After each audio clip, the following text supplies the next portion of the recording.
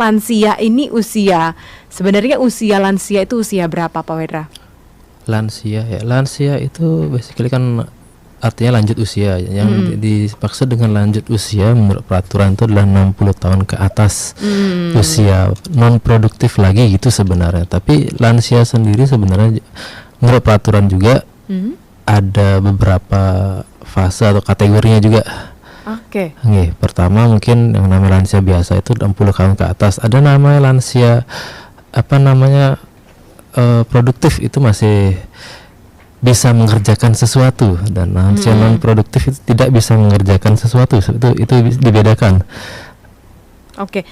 Nah, kalau kita lihat sekarang lansia di Bali ini termasuk banyak atau nggak terlalu gitu, Pak Wedra? Di Bali ya, mungkin saya pakai analogi membandingkan dengan di luar Bali, bukan di luar Indonesia mungkin ya. Kita budaya timur itu kan tinggal bersama keluarga, bersama orang tua, bersama anak, keluarga besar seperti. Sementara di luar di barat itu kan mandiri orangnya semua. Iya. Jadi lansia itu beda di sini sama di luar. Di Bali sama di luar Bali, sekalipun di Jawa juga beda. Di Bali kita lansia itu tinggal bersama anak cucunya. Kadang ngumpul di Bali. Kalau di Bali ya. Kebanyakan sebagian besar seperti itu. Kalau di Jawa masih anak cucu masih merantau entah kemana seperti itu. Tapi kalau di Bali, saya bilang mungkin kelihatan lansia lebih sehat di sini, tapi lebih banyak terlihat karena ada di sekitar anak cucunya. Banyak ada jadinya seperti itu. Dan kondisinya mungkin nanti akan kita bahas selanjutnya, itu beda juga dengan yang di luar karena beda pola hidup seperti itu. Bangunan seperti apa sih yang terlihat di Bali? Karena tadi kan berkumpul keluarganya, kemudian juga ada prinsip asta kosala kosali kalau zaman dulu gitu. Buat Pak Wedra sampai saat ini gimana sih bangunan-bangunan di Bali ini? Bangunan di Bali itu belum tentu ramah untuk lansia sebenarnya. Kalau soal bangunan kita bisa bagi bangunan publik sama bangunan privat hunian seperti itu. Itu beda. Kalau soal bangunan publik itu sudah pasti mengikuti peraturan biasanya. Peraturan di Bali ya mungkin setengahnya sudah ikut bangunan publik itu mengindahkan peraturan. Kurang lebih 11-12 sama peraturan tentang disabilitas juga. Jadi ada peraturan daerah juga, ada pergub juga yang mendukung pelaksanaan peraturan tersebut. Itu kalau nggak salah isinya adalah bahwa lansia itu harus disediakan fasilitas-fasilitas yang memadai untuk pergerakan mereka, terutamanya karena kan lansia itu berbeda dengan orang muda. Iya betul. Bedanya apa ya? Kemampuan fisik dan mental sebenarnya kan begitu. Oke, kalau dari fisik kita udah ketahui bahwa kalau lansia jalannya akan lebih pelan. Terus juga mungkin dari lantainya nggak boleh yang kayak marmer yang licin banget gitu ya, mereka rentan jatuh. Nah ini dah Mbak, makanya kalau soal di bangunan publik kan sudah pasti 11-12 sama yang di kelompok disabilitas. Apa yang perlu diperhatikan? Kayak tadi Mbak bilang bahwa lansia itu gampang jatuh, jadi membuat tangga itu misalnya, tangga itu ada ketentuannya, tidak boleh lebih dari 60 derajat. Itu maksimal sekali untuk lansia. Untuk orang muda tidak masalah 70 sampai 80. Tapi kalau lansia itu maksimal sekali 60 derajat. Menarik ya. Lebih bawah lebih bagus. Biar mereka tidak capek. Kaki dengkul lansia itu udah nggak seperti orang muda lagi. Seperti itu. Terus kalau bisa juga jangan buat tangga, buat ramp. Rem itu yang kemiringan itu loh, kayak masuk garasi itu. Buat yang orang kursi roda seperti itu. Oke, jalannya miring, kemiringan atasnya, itu untuk tempat umum itu kalau nggak salah sampai 5 derajat aja maksimal, 5 sampai 6 derajat. 10 masih boleh, tapi sudah tidak bagus sekali. Itu saya lihat di tempat-tempat umum di Bali banyak yang mengindahkan, tapi banyak juga yang enggak, terutama bangunan-bangunan lama itu. Kalau bangunan publik yang termasuk bangunan publik ini termasuk apa aja? Rumah sakit, kantor? Termasuk rumah sakit, kantor, mall, terus bahkan taman, hotel ya. Kalau dari tipe bangunan mana yang paling ramah sama lansia, difabel dan semua yang berkebutuhan khusus, itu pasti ya, hotel-hotel itu pasti mantap, pasti sangat bagus penyediaannya. Mall juga sangat bagus. Cuman yang sekarang kurang itu biasanya adalah kantor, baik itu kantor swasta, kantor pemerintah, itu masih kurang lah sebenarnya. Meskipun sudah bagus juga, cuman masih kurang. Ada ruangan-ruangan tertentu atau masuk ke dalam toilet misalkan. Nah itu apakah memang perlu disesuaikan juga dengan lansia? Oh, sangat perlu sekali. Selain tadi pijakan kaki, ada perlu pegangan tangan. Lansia itu sekali lagi tidak sekuat anak muda. Mereka sudah perlu megang sesuatu, terutama sekali saat tempat-tempat rentan seperti dalam toilet. Makanya saya bilang 11-12 dengan kelompok disabilitas, misalnya lumpuh kaki dan segala macam itu. Jadi toilet lansia itu beda dengan toilet umum biasa, harus ada pegangannya di sekelilingnya karena lansia itu lawan sekali jatuh. Harus selalu ada pegangan. Harus ada pegangan.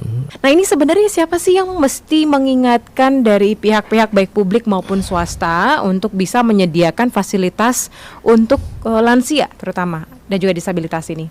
Pemerintah kan sudah sangat aktif sekali untuk mensosialisasikan, perhatikan lansia. Sudah ada peraturannya, sudah undang-undang, ada sosialisasinya. Sekarang tinggal kesadaran masyarakat sendiri juga bahwa kita menghargai elder kita, lansia kita tuh seperti apa. Apakah kita ingin mereka bisa berkegiatan lagi seperti layaknya anak-anak muda atau tidak, seperti apa? Kita ingin ngajak orang tua kita ke mall atau tidak, ya seperti itu. Kalau untuk rumah atau bangunan pribadi, nah yang aman ini kayak gimana? Kalau dulu kan banyak tangganya, kemudian juga mungkin posisinya agak berjauhan juga. Dari bangunan-bangunannya gimana Pak Wedra? Nah ini kalau masalah sebenarnya kan sama saja bangunan publik sama bangunan pribadi ya. Cuman yang sekarang kita soroti adalah bangunan Bali itu sendiri. Rumah hunian di Bali itu mungkin kalau kita lihat yang tipe yang bangunan tradisional, mungkin yang jadul itu ada, kita tahu ada banyak balai, ada banyak balai dangin, balai daun dan segala macam itu pasti ada tangganya. Meskipun 2 atau 3 tangga, itu yang kita perlu perhatikan. Kalau kita punya lansia di situ itu berbahaya sekali. Jadi bangunan pribadi ini soal tangga dulu nih Pak Wedra. Jadi harus seperti apa? Berarti apakah harus dibuatkan pegangan khusus atau cukup mungkin ada lapisan anti slip mungkin? Pertama itu tadi saya bilang lapisan anti slip itu yang paling gampang dipikirkan. Terus yang kedua Mbak tadi sudah bilang pegangan. Kalau kita lihat bangunan Bali, tangga itu nggak ada pegangannya seperti kebanyakan untuk alasan estetika dan memang stylenya begitu, nggak ada pegangan. Karena juga kalau cuma buat Bali mungkin ketinggiannya cuma beda 60 cm, jadi nggak perlu tangga. Cuman sekali lagi kalau kita mikir lansia itu perlu sekali ditambahkan pegangan, minimal di salah satu sisi biar ada megang sesuatu saat naik. Nah sekarang kita lanjut coba ke Pelinggih ya. Pelinggih itu biasanya di Bali tinggi-tinggi juga. Benar tinggi sekali. Kalau kita hitung tangganya ya paling normal itu ya 2 tangga, paling bawah maksudnya itu cuma 2 tingkat. Tapi itu sedikit sekali. Kebanyakan kalau di rumah orang Bali yang sudah lebih mampu itu tinggi-tinggi sekali, bisa sampai 5. Saya pernah lihat di rumah pemangku itu ada 7 anak tangga, itu berarti sekali naik itu 30 ya, katakan berapa itu 1,5 meter lebih ya. Dan itu nggak ada pegangan di kanan kirinya. Kalau jatuh orang muda aja bisa patah tulang dan masuk rumah sakit, gimana kalau lansia? Iya. Oke. Bagaimana sih sebenarnya rumah yang ramah lansia? Kalau saya dengar tadi itu soal tangga memang betul berbahaya. Apa yang harus dilakukan sebenarnya oleh lansia agar tetap aman di rumah? Dan juga ketika berjalan-jalan saya seringkali tempat untuk duduk lansia itu yang kurang atau sering dipakai oleh anak-anak muda. Kalau untuk ruang publik terutama di taman itu trotoar mungkin perlu dilebarkan sampai minimal 120 cm, untuk lansia nyaman. Yang kedua itu adalah tadi benar sekali tempat duduk. Lansia itu stamina-nya sangat-sangat beda dengan orang muda. Jadi mereka rentang berapa meter perlu istirahat, perlu tempat duduk. Yang sekarang kurang di ruang publik kita, di taman kota kita misalnya, itu adalah kurangnya tempat duduk. Nggak ada. Iya, kayaknya kalau ada juga itu difokuskan. Kita sekilas lihat dari segi arsitektur itu difokuskan buat orang nongkrong. Bagaimana sih supaya bisa menjaga lansia dalam bangunan pribadi di rumah atau di bangunan publik ya, atau seperti yang kita ketahui ada taman, ada mall, hotel, pusat perbelanjaan dan juga pusat perkantoran. Oke.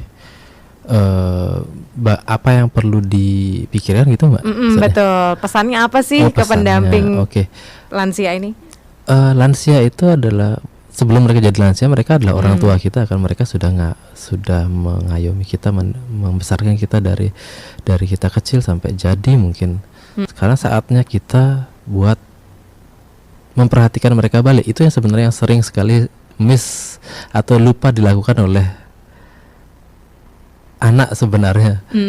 Kebiasaan dibesarkan, tapi saat harus mengembalikan perhatian itu yang kadang lupa ya, kadang ngerasa tidak terlalu penting, merasa orang tua itu selalu jadi, dari kecil kita orang tua itu adalah apa ya, yang selalu ngebantuin kita selalu gitu ngebantu, ya. bukan masalah soal ngebantu aja. Kadang di sudut pikiran kita, orang tua kita tuh serba bisa, hebat, setara dewa seperti itu.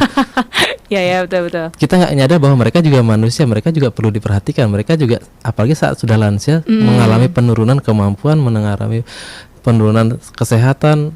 Mereka bukan dewa yang kita tidak perlu urus, yang kita tidak perlu khawatirkan gitu loh. Sebenarnya malah kebalikan, saat mereka sudah tua kita sangat-sangat perlu untuk memperhatikan mereka. Saatnya kita ngembaliin apapun perhatian yang kita dapatkan kepada mereka dengan semua ilmu yang kita dapat sekarang harusnya. Seperti itu. Jadi itu juga yang perlu dipikirkan oleh jika ada pendamping lansia yang merasa capek atau ngerasa kurang termotivasi. Ingat-ingat itu.